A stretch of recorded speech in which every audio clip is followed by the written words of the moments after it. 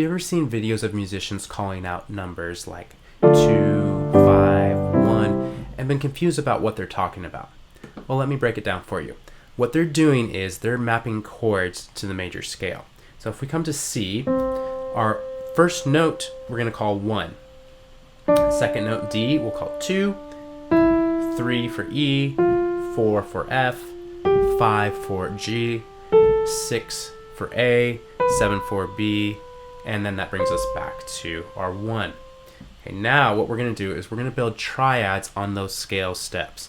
So if we start here on C, this is our 1, we have a major chord. So our 1 chord is major. We go to our 2, build up a triad, that's minor. 3, also minor. 4, major. 5, major. 6, minor. And 7, a special one called diminished. So B diminished, and that brings us back to our 1 chord.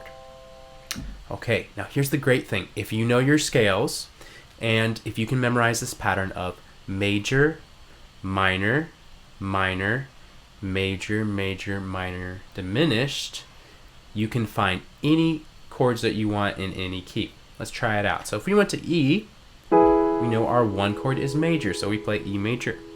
2 chord is minor, so F sharp minor. 3 chord is minor, so G sharp minor. 4 chord is major.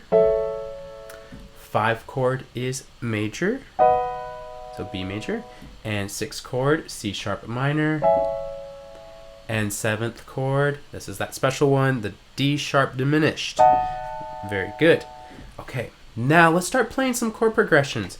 Say you have some friends that say, hey, let's play a 1, 4, 5 progression in C. That would look like this. So we play our 1 chord, go up to 4, 5, and then back to 1. Okay, that's a very common rock progression.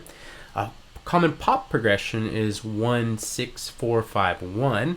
They also use it in rock too. That would look like this. So 1, down to 6, 4, 5, 1.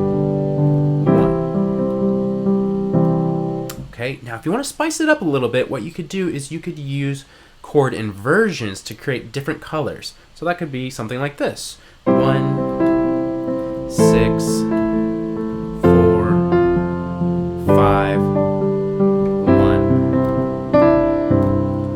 And if you're interested in learning chord inversions, I have a video for you right here to check out. I hope to see you there. Happy practicing.